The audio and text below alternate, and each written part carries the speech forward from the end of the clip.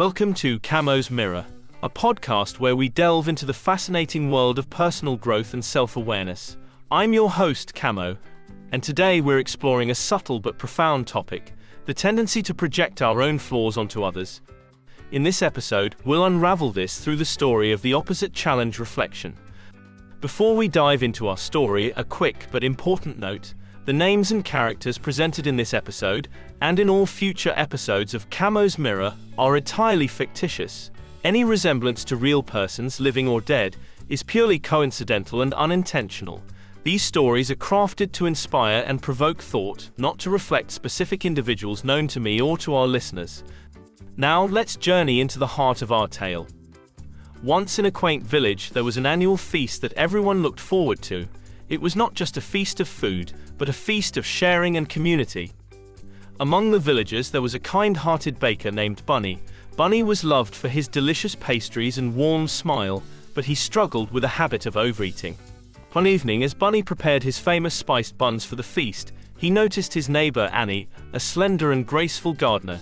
He thought to himself, surely Annie is overindulgent too. How else could she maintain such a great figure? She must be starving herself. She must be hiding her excesses just like I do, just the opposite of my challenges. The day of the feast arrived. The villagers gathered laughing and sharing stories. Bunny watched Annie closely, expecting her to reveal her supposed overindulgence. To his surprise, she ate modestly, savoring each bite, spent most of her time sharing gardening tips, workout routines, and her personal challenges with others. Bunny felt a pang of confusion. How could I have been so wrong? He wondered. As the evening progressed, Bunny's old friend, a wise woman named Leela, noticed his troubled expression.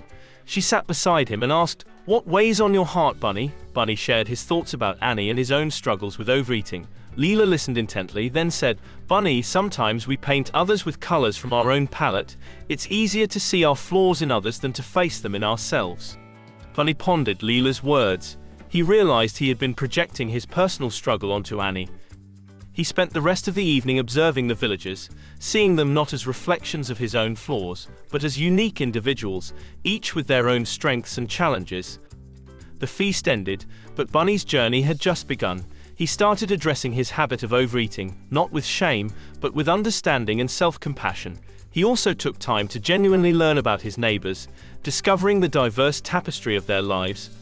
Bunny's story teaches us a valuable lesson. When we project our flaws onto others, we not only misjudge them, but we also miss the opportunity to confront and grow from our own challenges. So, dear listeners, next time you find yourself attributing your own struggles to someone else, pause and reflect. Are you looking at them, or are you looking at a mirror reflecting your own inner world? Join us next time on Camo's Mirror as we explore another facet of our inner journey. Until then, reflect, grow, and embrace the journey within.